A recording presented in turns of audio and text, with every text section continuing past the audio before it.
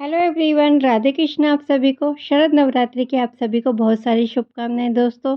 यहाँ पे आज नवरात्रि का पहला दिन और हमने कैसे की है अपने घर में नवरात्रि की पूजा आप लोगों के साथ शेयर कर रही हूँ मैं अपने इस वीडियो में। तो गाइस यहाँ दिखा रही हूँ, सबसे पहले मैंने पूजा की सामग्री कौन कौन सी ले रखी है। तो देखिए यहाँ पे मैं अबीर दिखा रही हूँ, अष्टगंधा कपूर है, पंचमेवा, साथ में रोली, अक्षत, ये सिंदूर है और ये कलावा ले रखा है मैंने। यहाँ पे इत्र ले रखा माता रानी का। तो यहाँ पे देखिए पताशे हैं माता रानी के भोग के लिए। तो पताशे और पंचमेवा मैंने दोनों लिए हैं यहाँ पे। और ये कुछ फूल लिए हैं और माता रानी के बहुत प्रिय जो गुलाब के फूल होते हैं उन्हें भी लिया है। साथ में कलश में डालने के लिए मैंने हल्दी, पीली कौड़ी, सुपारी और यहाँ पे पान का बीड़ा बनाने के लिए इलायची लिए, लौंग लिए, साथ में यहाँ है पान के पत्ते। तो साबुत पान के पत्ते हैं मेरे पास। ये है अग्यारी करने के लिए गूगल और लुबान। तो गूगल और लुबान हमने दोनों लिए हैं। यहाँ है गंगा जल और अखंड दीप के लिए मैंने मिट्टी का दीपक लिया जिसमें देसी घी डाला है। साथ में आरती के लिए दीपक है और हवन करने के लिए हमारे पास हवन की सामग्री है। साथ में यहाँ पे मैंने लिया है ये कपूर, जिसमें गूगल की बाती बनी होती है, वो वाला मैंने बाती ली है। तो इसको दिया कहते हैं हम, गूगल वाला। तो यहाँ पे सारी सामग्री को मैंने एक साथ रख लिया है पूजा के लिए। यहाँ पे सबसे पहले मैं आचमन करती हूँ और 3 बारी हम आचमन करते हैं और पवित्र करते हैं अपने आप को और मंदिर को। तो यहाँ पे हम 3 बारी आचमन करेंगे और अपने हाथों को धो के पूजा का आरंभ करेंगे। तो गाइस यहाँ पे इस तरीके से मैं अपने पूजा का संकल्प ले रही हूँ। तो यहाँ पे मैंने फूल लिए हैं जिसमें मैंने अक्षत, रोली और अष्टगंध को डाल के माता रानी का संकल्प ले रही हूँ कि मेरी इस पूजा को स्वीकार करें और जो भी कोई भूल चूक होती है उसको क्षमा करें। तो यहाँ पे इस प्रकार से अपनी पूजा का आरंभ करना चाहिए हमेशा। तो यहाँ पे 3 बारी हमने जल के छींटे भी दिए हैं। तो यहाँ पे हमारी पूजा का आरंभ हम यहाँ पे इस तरीके से करते हैं। और यहाँ पे हम एक काँसे की प्लेट लेंगे। तो मेरे पास काँसे की एक प्लेट है जिस पे मैं स्वास्तिक बना रही हूँ। तो ये जो चावल ले रखे हैं इसमें मैंने थोड़ी-सी हल्दी मिला ली है। तो सफ़ेद चावलों को नहीं लिया जाता, यहाँ पे हल्के से चावलों को रंग लिया जाता है। तो यहाँ पे देखिए मैंने स्वास्तिक बनाने के लिए इन चावलों पे रंग लगा दिया था हल्दी का। तो यहाँ पे मेरा स्वास्तिक बन के तैयार है। तो आप यहाँ पे रंगोली बना सकते हैं, अष्टदल कमल बना सकते हैं, जो आप बनाना चाहें इस पे बना सकते हैं। तो इस तरीके से मैंने यहाँ पे स्वास्तिक सुंदर सा बना लिया है। कलश की स्थापना करने के लिए तो यहाँ पे जो मिट्टी का पात्र होता है उसको हम इसके ऊपर रखेंगे। तो देखिए यहाँ पे मैं मंदिर में कलश की स्थापना नहीं करी, वहाँ पे साइड में एक चौकी लगाई है मैंने लाल रंग की और इसको हम इस तरीके से प्लेट इसके ऊपर रख देंगे। साथ में ये जो मिट्टी का पात्र है जिसमें मैंने पहले से मिट्टी भर के रखी है उसको हम इस तरीके से यहाँ पे रख लेंगे। तो यहाँ पे कुछ जो मैंने पहले डाल दिए थे मिट्टी के अंदर भी, तो अब मैं डालूँगी इसके ऊपर, चारों तरफ से फैला लूँगी अच्छे से। तो यहाँ पे हमारे हरे-भरे जो होने के लिए हम इसको अंदर भी डालते हैं और साथ में मैं इसको ऊपर बाहर भी रखती हूँ। तो मैं इस तरीके से पूरा फैला लेती हूँ और यहाँ पे हम अपने कलश की स्थापना करें तो यहाँ पे भगवती माता का ध्यान करते हुए हम सारे काम करते हैं। तो यहाँ पे जो भी हम प्रार्थना करते हैं, माता रानी का नाम का उच्चारण करते हैं, ये सब चीज़ें हम करेंगे। तो देखिए गाइज़ यहाँ पे इस तरीके से मैंने सारे जवारों को डाल लिया। साथ में मैं सप्त अनाज जिसे कहते हैं उसे भी डालूँगी। तो यहाँ पे मैं 1 मुट्ठी सप्त अनाज भी डालती हूँ। तो इस तरीके से मैंने सारे जो मेरी कलश की स्थापना है इस तरीके से पूरी होगी। तो यहाँ पे साथ में मैं गंगा जल डाल दूँगी और थोड़ा-सा मैंने इसमें पानी भी छिड़क दिया। तो इस तरीके से हम यहाँ पे कलश की स्थापना करते हैं। अब कलश की स्थापना करने के लिए यहाँ पे हमने नारियल लिया है, तो नारियल पे भी हम यहाँ पे स्वास्तिक बनाएँगे। तो स्वास्तिक हम पहले यहाँ पे नारियल के ऊपर बना लेंगे, फिर इसको सुंदर सा बना के इसके ऊपर हम मोली और चुन्नी को लगाएँगे। तो यहाँ पे मैं इस तरह से चुन्नी को लगा दूँगी नारियल के ऊपर और उसके ऊपर हम बाँधेंगे ये कलावा।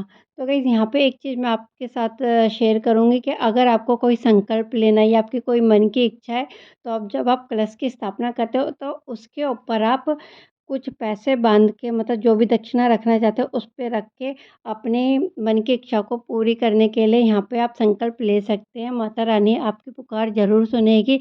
इस तरीके से ये करके देखिएगा, इससे माता रानी का आशीर्वाद शीघ्र ही प्राप्त होता है। और ये मैंने किया हुआ है इसलिए मैं आप लोगों के साथ शेयर कर रही हूँ। और यहाँ पे जो हमने मिट्टी का कलश लिया उसके ऊपर भी मैं स्वास्तिक बना रही हूँ, साथ में मैंने उसके ऊपर भी मोली बाँध ली है।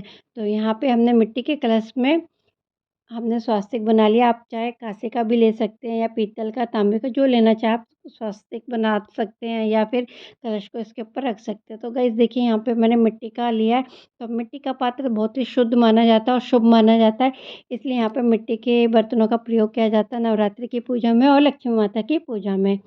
तो यहाँ देखिए अब मैं अपने इस जो बोए हैं उनके ऊपर बीचों-बीच मैंने ये कलश रख दिया, साथ में हम डाल देंगे अब इसमें पानी और गंगा जल। तो यहाँ पे अब डालेंगे गंगा जल और साथ में अब हम ये सारी चीज़ें डालेंगे जो हमें 5 शुभ चीज़ें डालनी होती है, हल्दी, सुपारी, पीली कौड़ी, पैसे और आम के पल्ले हों तो आम के पल्ले, नहीं तो आप अशोक के पल्लों को भी डाल सकते हैं। तो यहाँ पे रोली और हल्दी भी मैंने डाल दी है। तो इस तरीके से हमने अपने कलश की स्थापना करी और ये नारियल मैंने अपने जो ये मुख है, जो नारियल की जो गाँठ है उसको अपनी तरफ करके इस तरह से हमने बैठा लिया। तो ये हमारी कलश की स्थापना हो गई है और कलश बहुत सुंदर लग रहा है और इसमें हम फूल माला भी अर्पण करेंगे। तो देखिए यहाँ पे इस तरीके से हम पैसों को बाँधेंगे। अगर आपकी कोई विशेष इच्छा है तो आप अपनी मनोकामना पूर्ण करने के लिए इस तरीके से संकल्प ले सकते हैं नवरात्रि में। और अब हम करते हैं गणेश और गौरी माता की प्रतिमा की स्थापना। तो यहाँ पे देखिए मैं गौरी माँ की स्थापना करने के लिए पीली हल्दी ले रही हूँ जिसमें मैंने गंगा जल मिला लिया और इसकी हम एक छोटी-सी प्रतिमा बना लेंगे। तो एक लोई जैसे आटा गूँथते हैं उसी तरह से हम इसको थोड़ा-सा गूँथ लेंगे और एक लोई का आकार दे देंगे गोल-गोल सा। तो लंबे आकार में हम गौरी माँ की प्रतिमा बनाएँगे। आप चाहे तो पीली हल्दी की गाँठ भी इसमें रख सकते हैं। तो जो भी आपको लगे कि हम पीली हल्दी की गाँठ रखना चाहते हैं या फिर इस तरीके से बनाना चाहते हैं, दोनों में से कोई सा भी आप कर सकते हैं। तो मैं इस तरीके से हमेशा पूजा करती हूँ, इसलिए मैं आपको यहाँ पे दिखा रही हूँ कि मैं गौरी माँ और गणेश जी कैसे बनाती हूँ। तो गणेश जी की प्रतिमा गाय के गोबर से भी बन सकती है, गाय का गोबर मुझे मिला नहीं है इसलिए मैंने सुपारी की रखी है। और अब जिस जगह हम माता रानी की चौकी बैठाएँगे उस जगह मैंने थोड़ी-सी हल्दी और चिकनी मिट्टी को लेके लीप लिया है। गाय का गोबर मुझे मिला नहीं इसलिए मैंने यहाँ पे गाय का गोबर नहीं लिया है, हल्दी और चिकनी मिट्टी से मैंने उस जगह को लीपा है और यहाँ पे हम थोड़े से अक्षत रख के माता रानी की चौकी को रखेंगे।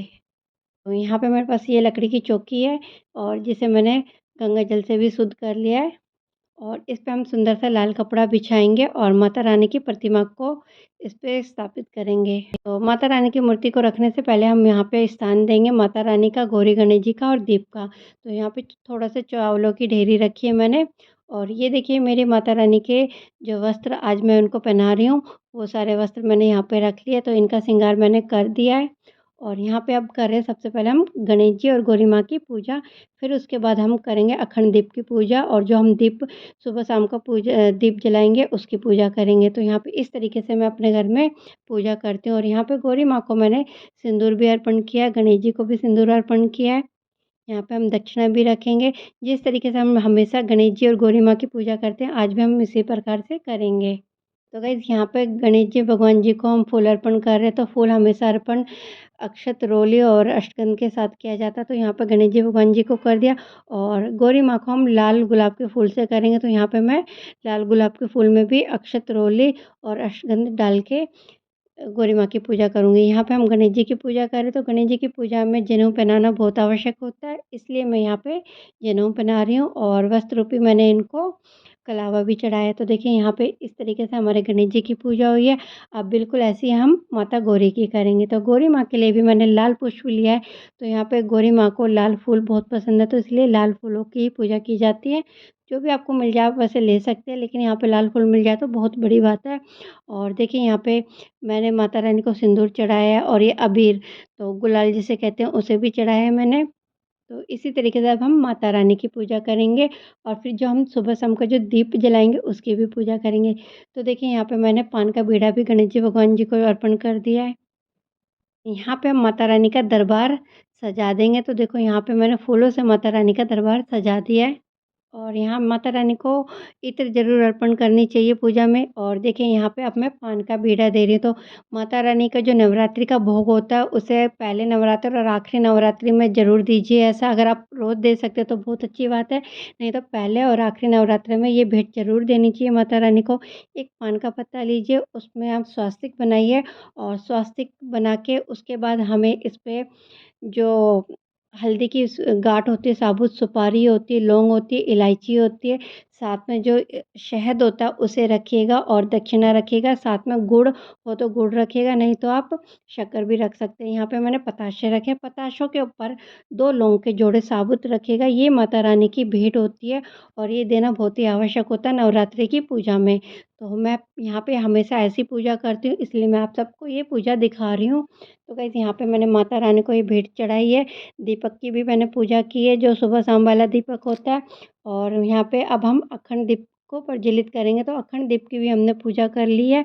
और अब मैं माता रानी का श्रृंगार कर रही हूँ। तो माता रानी को सबसे पहले हम बिंदी लगाएँगे, इनको चूड़ियाँ अर्पण करेंगे, हाथों में मेहंदी लगाएँगे और माता रानी का जितना 16 श्रृंगार है उनके समीप रख देंगे। तो इस तरीके से हमने माता रानी की पूजा कर ली है।